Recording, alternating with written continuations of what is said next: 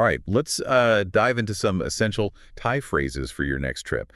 We've got a whole stack of articles here covering everything from pronunciation tips to navigating, like bustling markets and even handling those like oops moments. Yeah, it's amazing how a little Thai can really transform your travel experience. A lot of these articles, they highlight how it changes the way locals see you when you make that effort.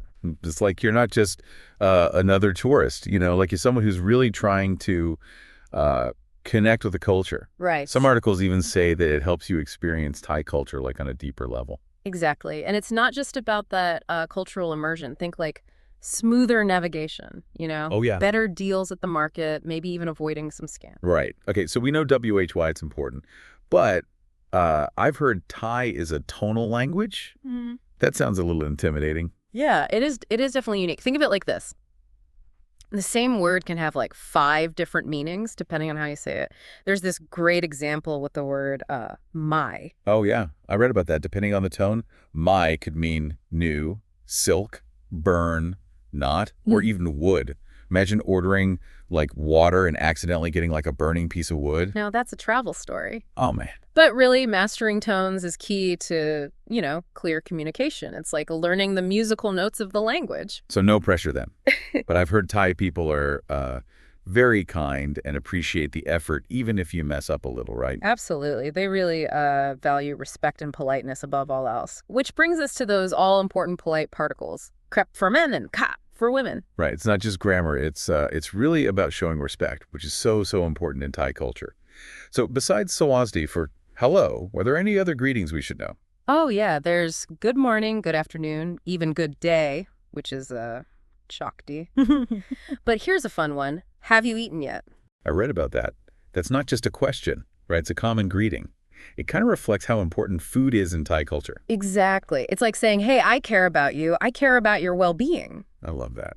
All right, so let's say we've got the greetings down. We're ready to explore what phrases will help us navigate like a pro. Well, knowing how to ask, where is the bathroom, is pretty essential. Hong name you Tinai. Trust me, you'll want to remember that one. Okay, Hong name you Tinai, definitely writing that down. What about directions like turn left, turn right, stop here? Yep, you got it. Leo Sai, Leo Kwa, and Yit. And actually, a lot of these articles mention taxis, so maybe it's a good idea to be extra clear with directions when you're in one. Good point. Taxi drivers in any country can be an adventure. Speaking of adventures, let's talk food. From delicious a la broy to the all-important, not spicy, mei fette. Ah, mei fette. My savior in any country that's known for its spice. Oh, tell me about it. I once ordered a dish that was so spicy I thought my taste buds were going to melt.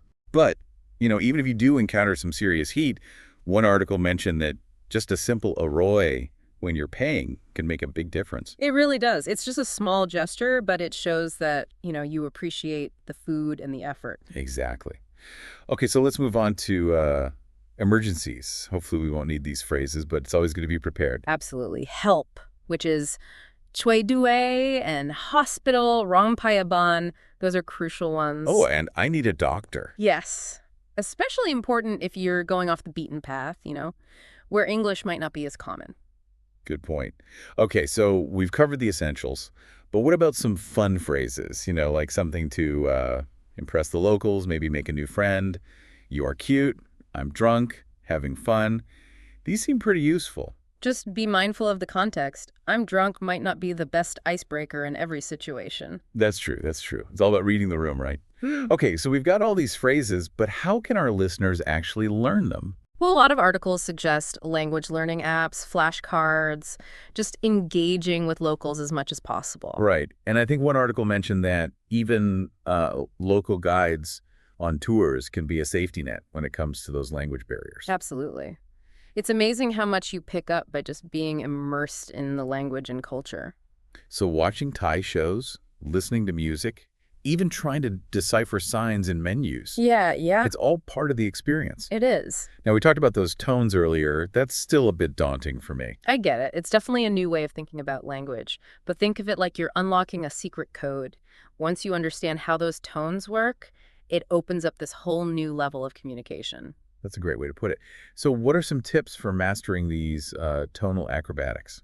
Well, listening to native speakers is key. Really pay attention to the rise and fall of their voices. And you know those language learning apps with audio?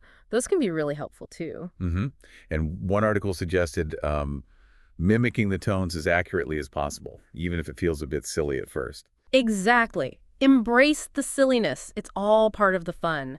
And remember, even if you're not perfect, the effort you make, it really speaks volumes. That makes me feel a lot better.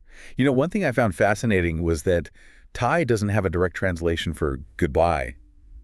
It's true. That's really interesting, right? It is. It is a really interesting cultural insight. Yeah. Why do you think that is? What do you think that says about Thai culture?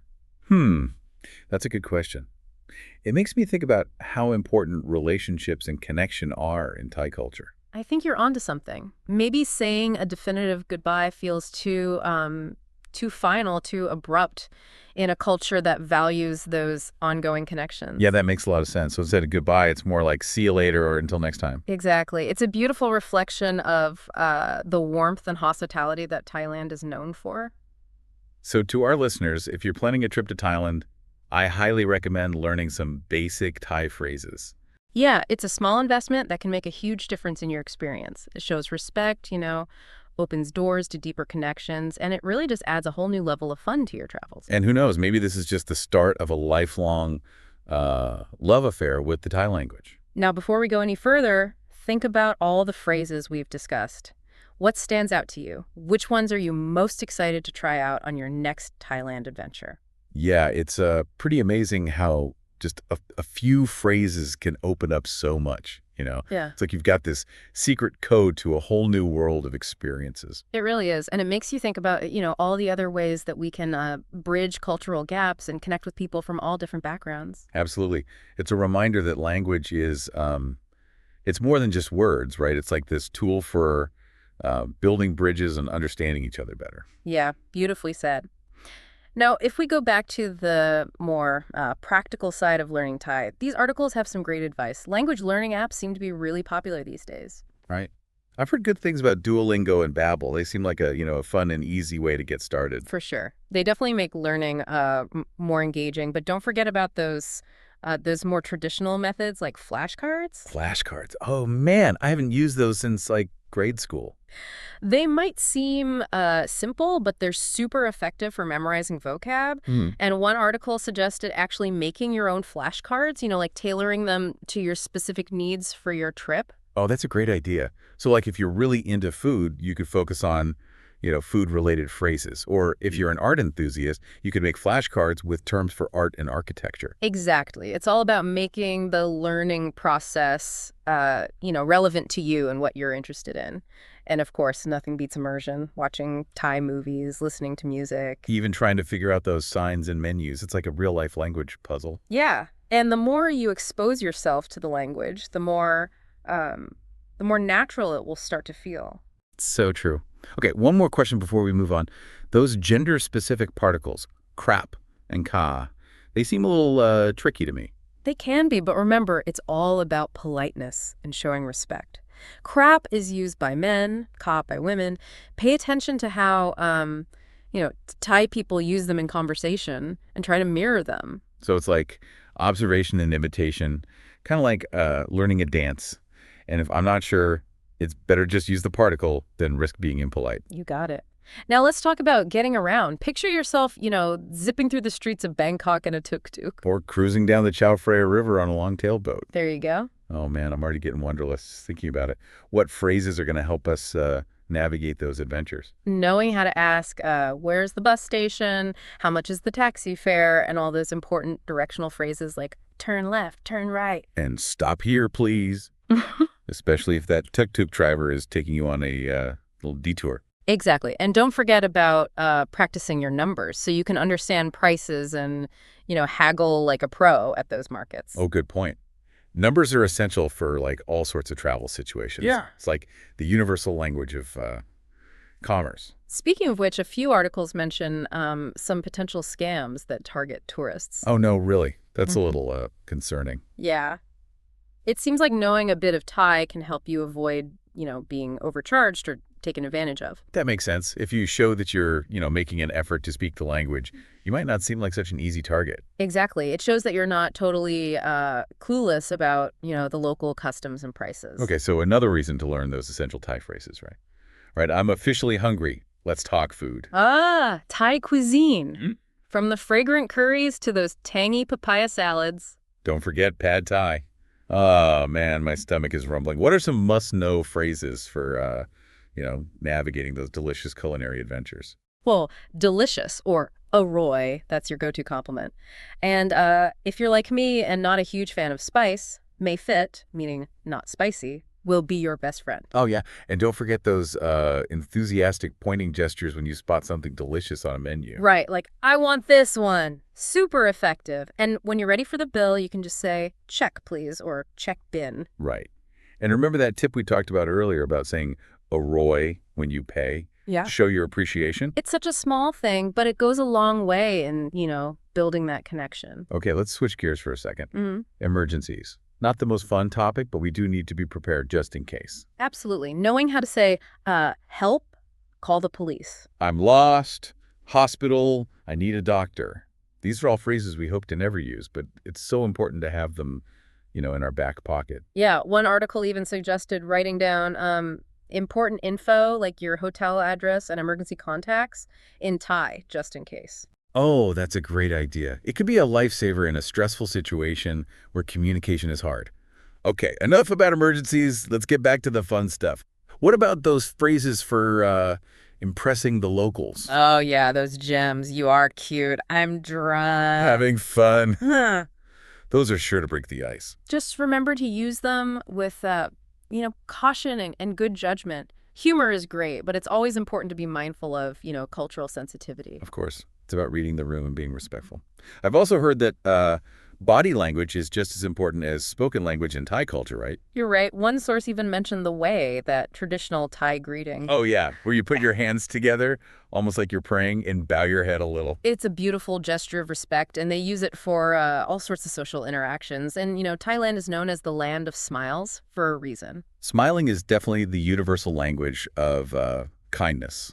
Exactly. It just shows, you're being friendly and open. So even if you're feeling a bit lost or overwhelmed, remember to smile. Good reminder. One thing I found really interesting in one of the articles was the importance of rice in Thai culture. It's way more than just a staple food, right? It's like woven into everything. This article mentioned that Thai people often say kin cow, which literally translates to like eat rice, even if they're eating something else. Yeah, it's like saying bon appetit or let's eat. It shows how rice is such a fundamental part of their daily lives. It really is amazing how language can reveal so much about a culture's values and history.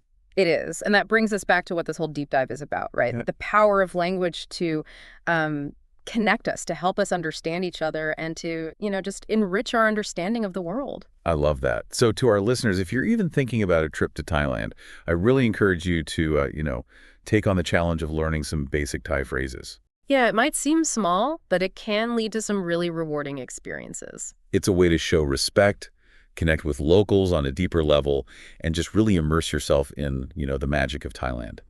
And who knows, maybe it's just the start of a lifelong love affair with the Thai language and culture.